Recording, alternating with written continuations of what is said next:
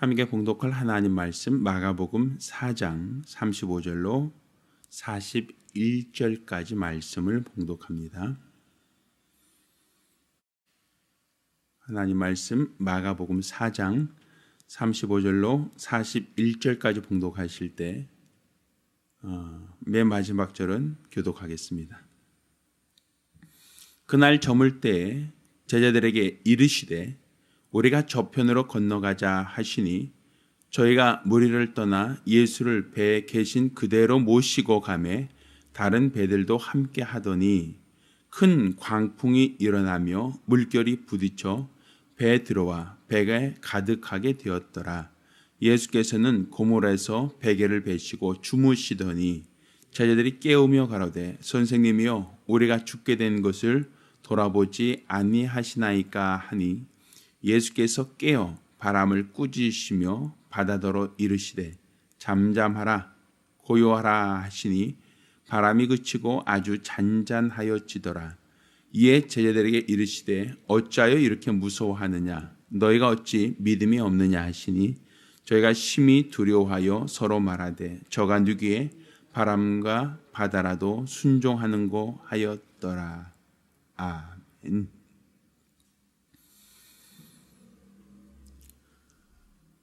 많은 사람들은 신앙생활을 하면서 이 신앙의 원리, 우리 믿음의 원리에 대해서 오해하고 있는 것이 있습니다. 이것은 내가 믿음이 있으면 어떤 고난이 없을 것이다 라는 그러한 착시 현상을 갖고 있다는 겁니다. 내가 믿음이 있으니까 하나님이 도와주시겠지. 내가 믿는 사람이니까 하나님이 지켜주시겠지. 그래도 내가 몇 대째 교회를 잘 다니고 있으니까 우리 집에는 우환이 없을 거야. 사람들은 무엇인가 하나님께서 졸지도 주무시지도 아니하시고 우리를 눈동자와 같이 감찰하신다라고 하니까 당연히 어떠한 우환이 애군이 우리에게 닥쳐온다 할지라도 하나님이 알아서 보호하실 거야. 하나님이 알아서 지켜주실 거야. 당연히 하나님께서 도와주시겠지. 이런 어떤 막연한 기대를 가지고 이것을 믿음이라고 생각을 합니다. 그러다가 우리 삶 속에 어떤 예기치 아니한 고난이 닥쳐올 때 우리는 낙심하고 납니다. 우리가 왜 이런 고난을 당해야 됩니까?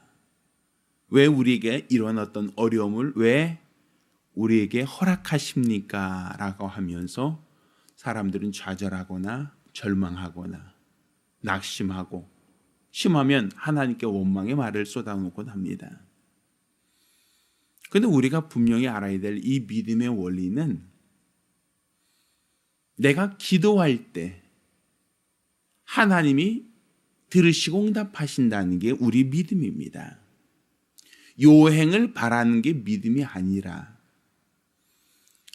괜찮겠지라는 어떤 아니란 생각을 갖고 이것을 믿음이라고 오해하는 것이 아니라 우리는 약속된 말씀에 기초해서 하나님께 기도하고 그 약속된 말씀에 기초하여 하나님이 도우시는 것, 응답하시는 것, 이것을 우리는 믿음이라고 한단 말입니다. 오늘 우리가 읽은 이 본문을 보면 제자들이 배를 타고 가다 풍랑을 만났습니다. 이것은 예수님을 떠나서 제자들 임의로 그들끼리 가다가 풍랑을 만난 게 아니었습니다. 그 배에는 예수님도 타고 있었습니다.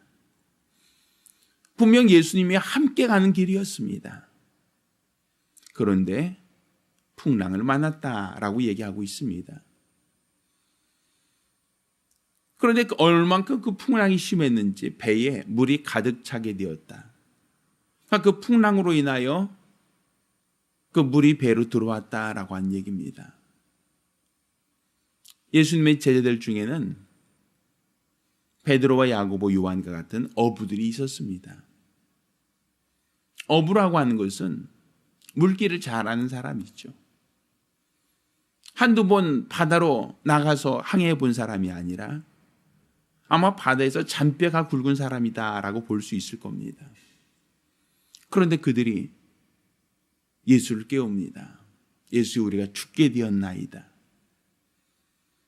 그건 그만큼 그 배가 요동치고 있었다는 것이죠.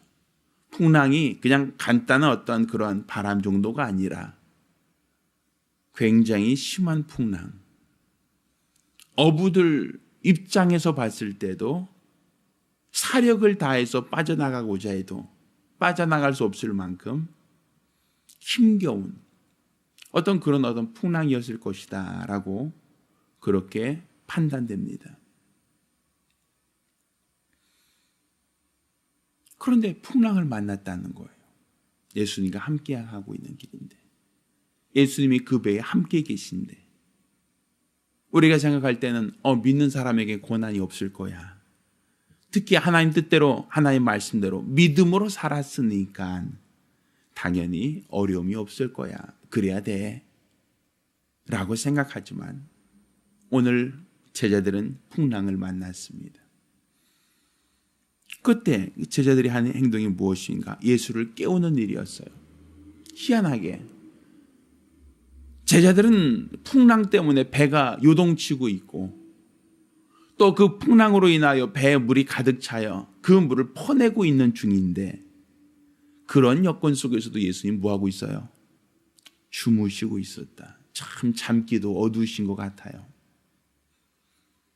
어떻게 그 배가 그렇게 요동치고 있는데 제자들이 물풀하고 서로 소리 지르면서 아마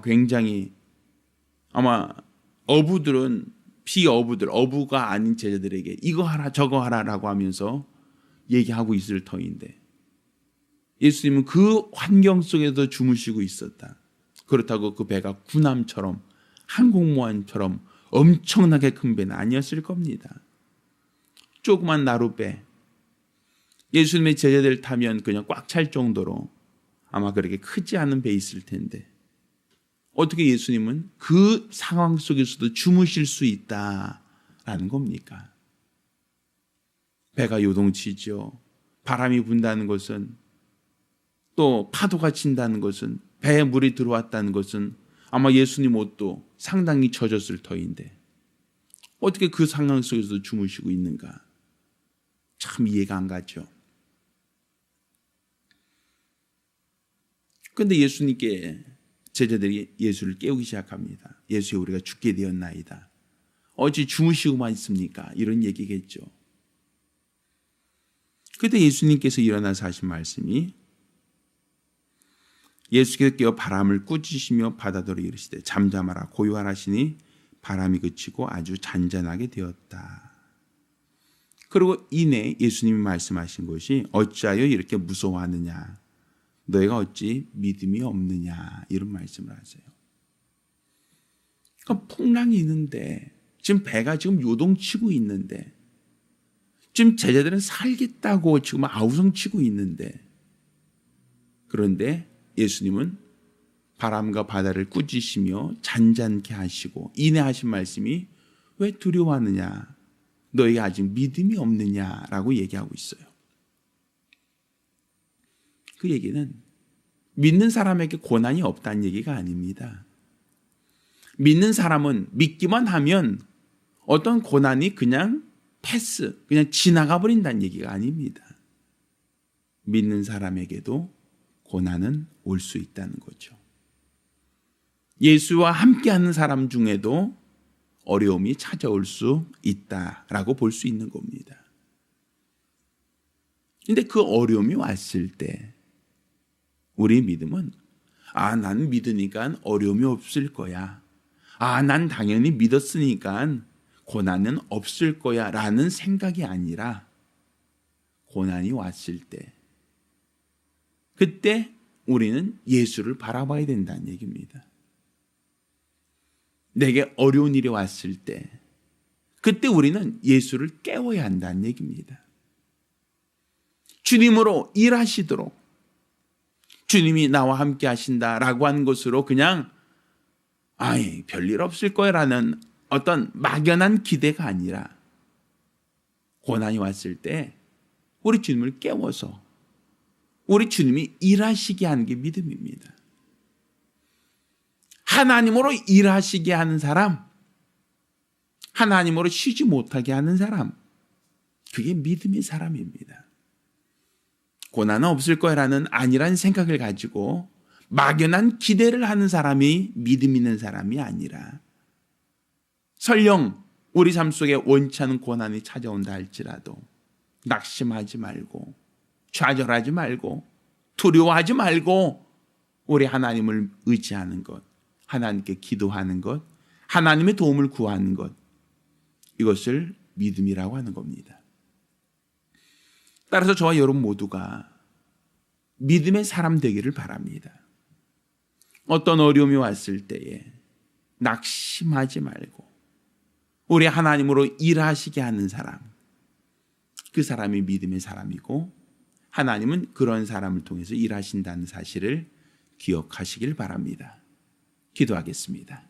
우리 같이 기도하실 때 주여, 우리가 막연한 기대를 믿음이라고 생각하지 않게 도와주시옵소서. 아니란 생각을 믿음이라고 생각하지 않게 도와주시고 오늘 이 시간 우리 하나님께 기도하고 하나님의 도움을 구함으로써 하나님으로 일하시게 하는 자가 될 수 있게 달라고 간절히 사모하며 한 목소리로 기도합니다.